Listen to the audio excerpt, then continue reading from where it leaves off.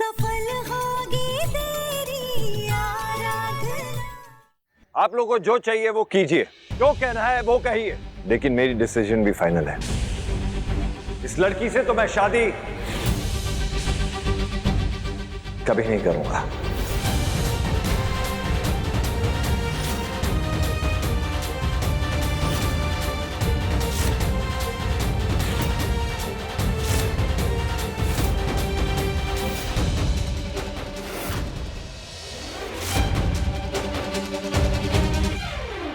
हम देखते कैसे शादी नहीं करोगे। देख रहे हो हम यहाँ सब फैसले कर देंगे। हम सब बोलेंगे। शादी नहीं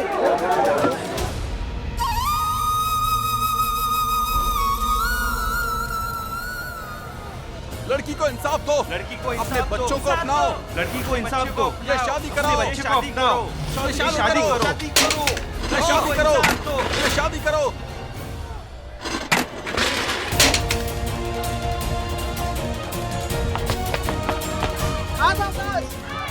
माधव दास चाहिए आप लोग। माधव दास मुर्दाबाद, मुर्दाबाद, मुर्दाबाद। माधव दास, माधव दास, माधव दास चाहिए आप लोग। जैसा कि आप सब देख सकते हैं, यहाँ का हालात बिगड़ते जा रहे हैं। हालात अब पुलिस के काबू में नहीं रहे। जी हाँ, जनता का गुस्सा और आक्रोश भारद्वाज परिवार के लिए भारी पड़ सकता है। भारद्वाज मैंशन पर दावा बोलकर जनता ने ये जता दिया है कि वो एक अमीर इंसान को किसी गरीब लड़की के साथ गलत होने नहीं देंगे। माधव दास भारद्वाज के खिलाफ लग रहे नारे और यहाँ हो रहे दंगे इस बात का सबूत है कि आराधना सफल जरूर होगी, उसे इंसाफ जरूर मिलेगा। माधव, मैं एक मिनिस्टर नहीं बल्कि एक दोस्त की हैसियत से तुम्हें समझा रहा हूँ। अगर तुम दोस्त होते ना तो पंडाल में मेरे खिलाफ नहीं जाते। अरे लेकिन Madhav, let me explain sir. Madhav ji, उस वक्त अगर आपके खिलाफ नहीं होते तो लोगों को समझाना और आपकी इमेज को ठीक करना बहुत ही मुश्किल था। माधव जी समझिए, बात बहुत आगे बढ़ चुकी है। लोग टमाटर फेंक रहे हैं, चप्पल फेंक रहे हैं, मुर्दाबाद के नारे लगा रहे हैं।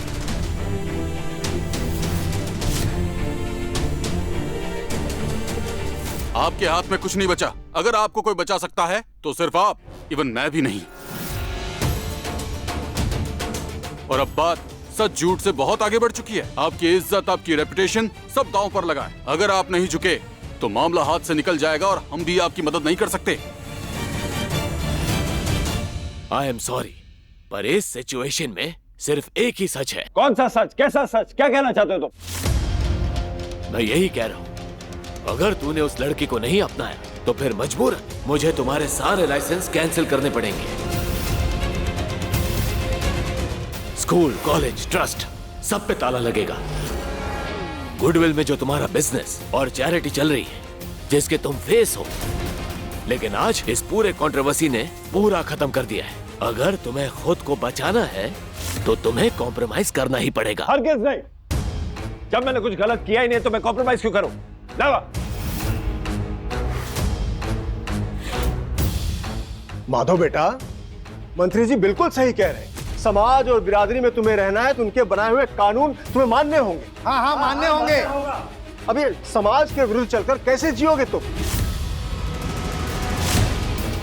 और ये मत समझना कि मैंने तुम्हारा साथ नहीं देकर उस लड़की के हक में फैसला दिया है। मैंने वही किया जो सही था। और तुम्हारे बाबूजी अगर आज होते तो मैं यही कहता और वो मेरी बात को सर झुका के मानते।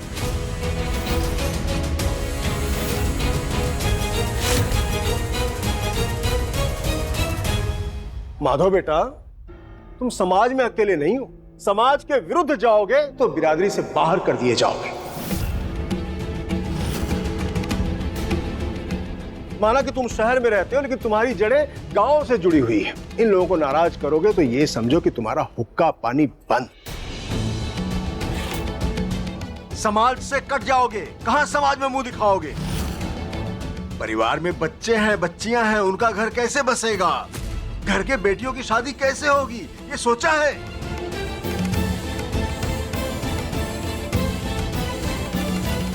इतने भी स्वार्थी मत बनो कि अपने गलतियों की सजा अपने परिवार को दो। लेकिन हमारे भाई ने कोई गलती नहीं की है। वो लड़की झूठी है। उसकी झूठ की सजा तुम हमारे भाई को क्यों दे रहे हो? आप चुप बैठिए। हम मर्द आपस में बात कर रहे हैं ना, तो बीच में आप पटर पटर क्यों पटरा रही हैं? बेटा, समय के हिसाब से तुम निर्णय लो जो उचित हो, बस।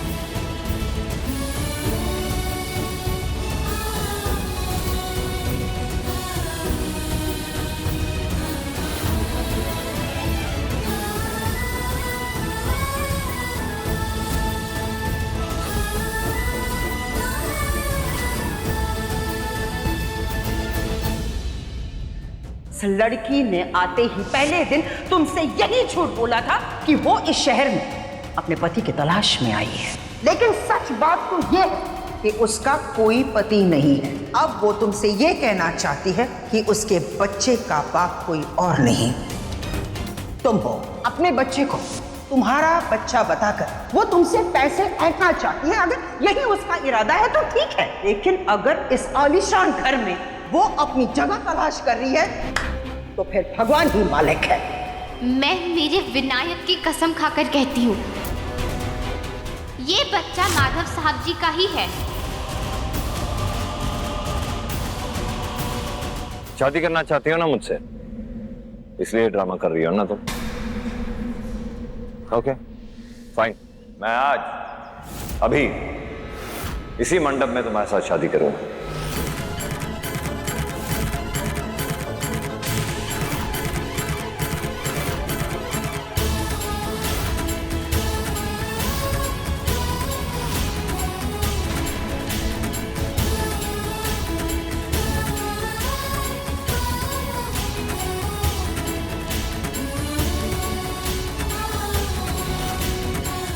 यही चाहते हैं ना आप लोग कि इस लड़की से मैं शादी कर लूं, इसके बच्चे को और इसको अपना लूं, इनको अपना नाम दूं? ठीक है, फिर मैं शादी करने के लिए तैयार हूं। सुना आप लोगों ने?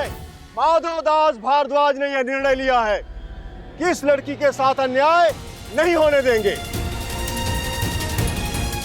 अपनी जिद और स्वार्थ का त्याग करके आज अभी इसी समय इसी मंडप में इस लड़की के साथ विवाह करेंगे।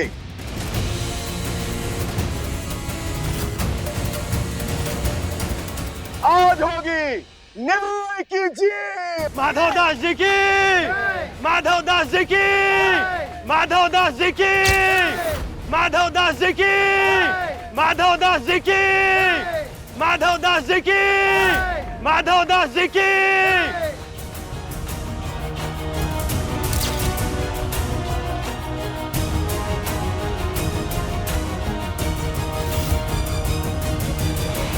साला, एक बार फिर से धोखा दिया उस मेनका ने मेरे को।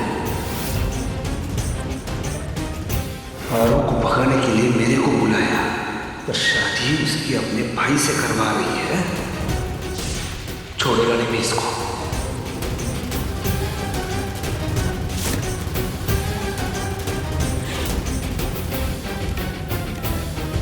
समा बहुत पुलिस है यहाँ पे, कुछ नहीं कर सकता अभी मैं। बाद में मौका देख के सूद समेत बदला लेगा ये विलासराव। माधव दास जी की, माधव दास जी की, माधव दास जी की, माधव दास जी की, माधव दास जी की, माधव दास जी की, माधव दास जी की। मेरी शादी सांप से? ये कैसे? जब उन्होंने इतना बुरा करते वक्त नहीं सोचा तो आज तुम क्यों सोच रही हो? बिल्कुल, घबराओ मत। आज से तुम्हारी नई जिंदगी की शुरुआत होने वाली है और हम सब तुम्हारे साथ हैं। हम तुम्हें तैयार करेंगे। पर साहब जी तो अब वो तुम्हारे साहब नहीं, होने वाले पति हैं।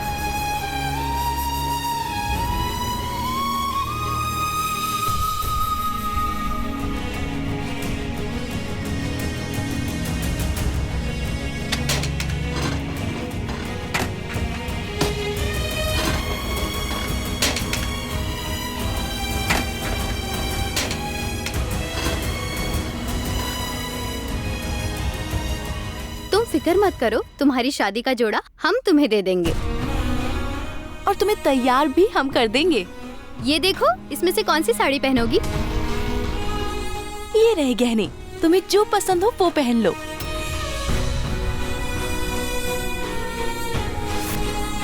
तुम्हारी भी शादी हमारे साथ हमारे ही मंडप में होगी। तुम्हारा भी घर बसेगा, अपने लिए, अपने बच्चे के लिए। तुमने जो सपने देखे हैं वो सब पूरे होंगे। तुम्हारे बच्चे को उसके पिता का नाम मिलेगा।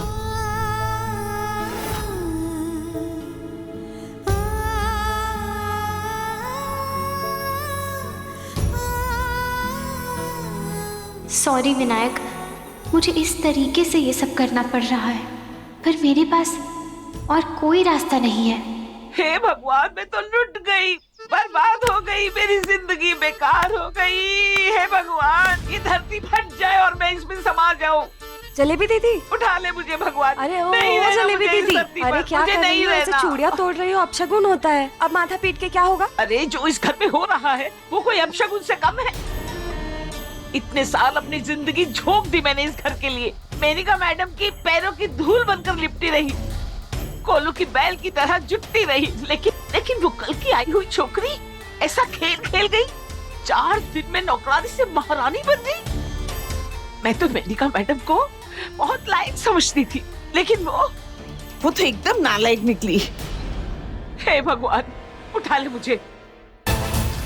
मैं मेरे विनायक की कसम खाकर कहती हूँ, ये बच्चा माधव साहब जी का ही है।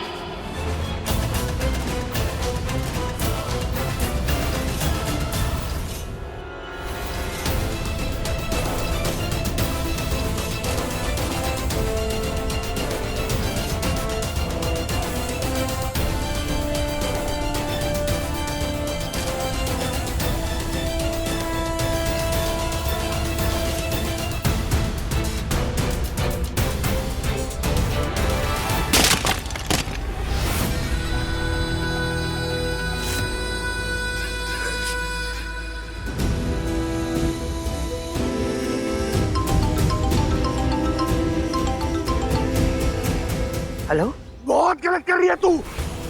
समझी क्या? बहुत गलत कर रही है। मेरी आराधना का अपने भाई से शादी करवा रही है तू, वो भी मेरे सामने। छोड़ेगा नहीं, तबाही मचा देगा, विनाश ना होना है। कर, जो करना है कर। आंधी ला, तूफान ला, आग लगा दे, कुछ भी कर, पर इस शादी को रोक। किसी भी हालत में ये शादी नहीं होनी चाहिए, समझा तो?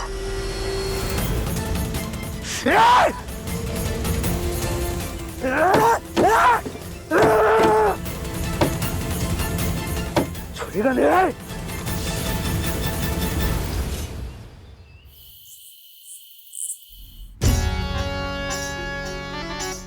सिंपल।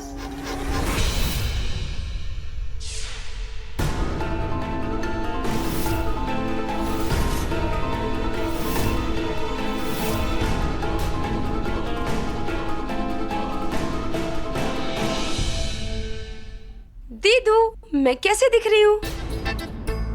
पागल हो गई है, हाँ? अरे अभी तक नौकरानी और बड़े भैया के सदमे से हम बाहर नहीं आए हैं और यहाँ तेरे दिमाग का स्क्रू ढीला हो चुका है।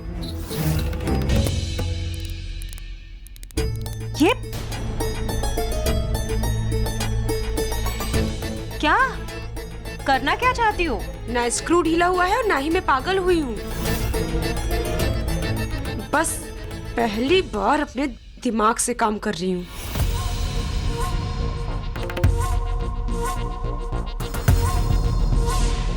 प्लान था माधव को अपने लटके झटके दिखाकर अपनी ब्यूटी में फंसाने का, लेकिन उस 2 टके की आराधना ने एक ही चाल में उसको अपनी जाल में फंसा लिया।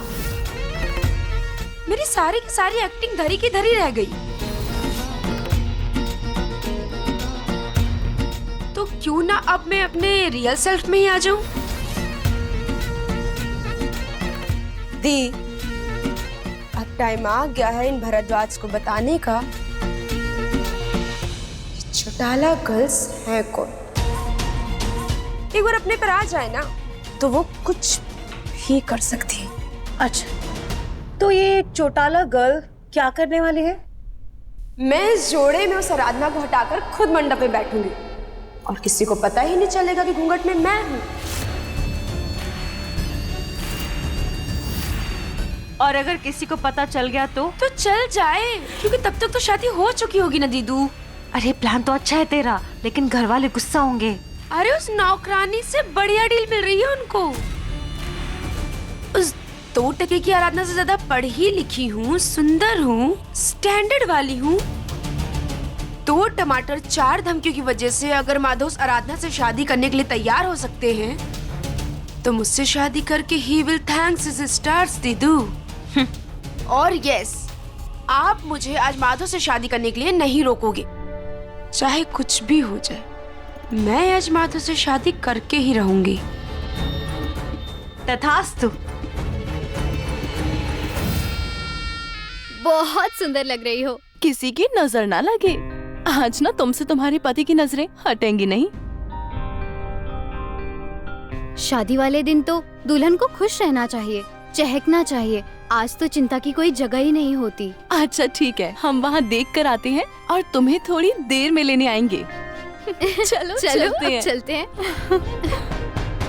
कहा था ना, डरो मत, हम आपके साथ कोई अन्याय नहीं होने देंगे। आपको आपकी बात कहने का पूरा मौका दिया जाएगा। आप जवाब क्यों नहीं दे रही है? चुप क्यों है आप? आप क्या कहना चाहेंगी? क्या माधव जी ने सच में आपके साथ वीडियो में आपने जो कुछ भी वीडियो में कहा उन पर लगे हुए सारे इल्जाम सच है?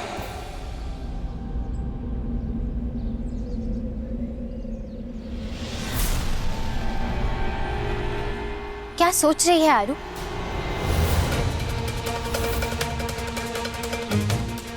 हर बार की तरह इस बार भी अगर तूने अपने सच का साथ दिया तो सच बोलने की सजा सिर्फ तुझे मिलेगी। ना तो साहब जी ने कल तेरी बात मानी थी, ना ही वो आज मानने वाले हैं। कोई तेरी बात नहीं मानने वाला है यहाँ, और सब सोचेंगे कि तू धोखेबाज है और तू यहाँ सिर्फ पैसे ऐंठने आई है।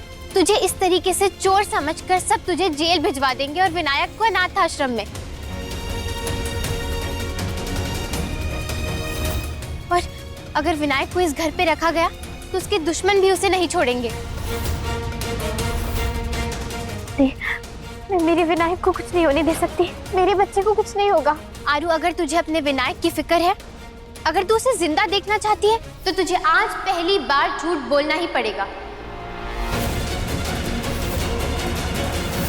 अगर तुझे विनायक को इस दुनिया की नफरत से बचाना है तो तुझे साहब जी पर उंगलियां उठानी ही होगी।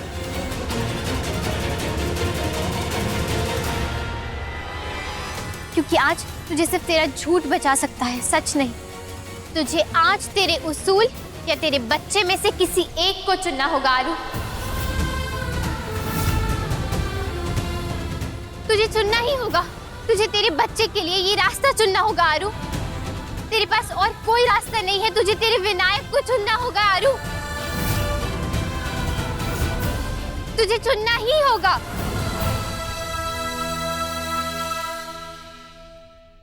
मुझे माफ कर देना साहब जी, आपके एहसानों का बदला ऐसे नहीं चुकाना था मुझे, लेकिन मेरे पास दूसरा कोई रास्ता नहीं था।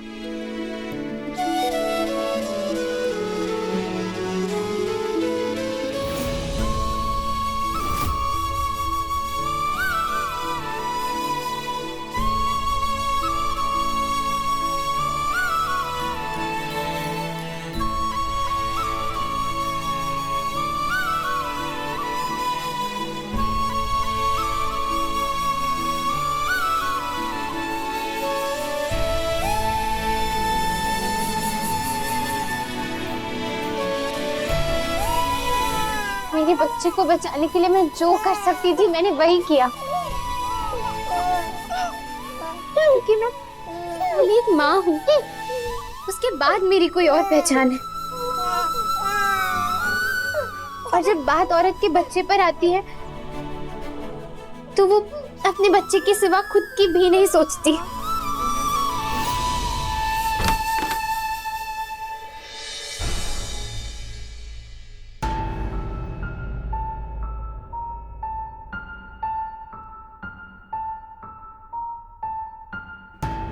भैया, मुहूर्त का समय हो गया है, पंडित जी बुला रहे हैं।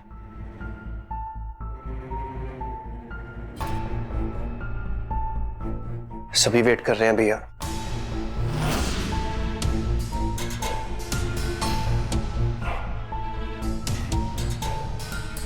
ये विलास कहाँ रह गया? वो आया क्यों नहीं अभी तक?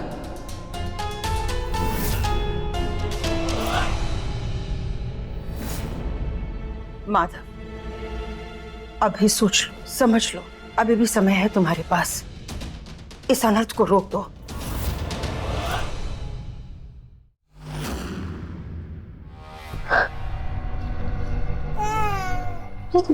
लाइट क्यों चली गई?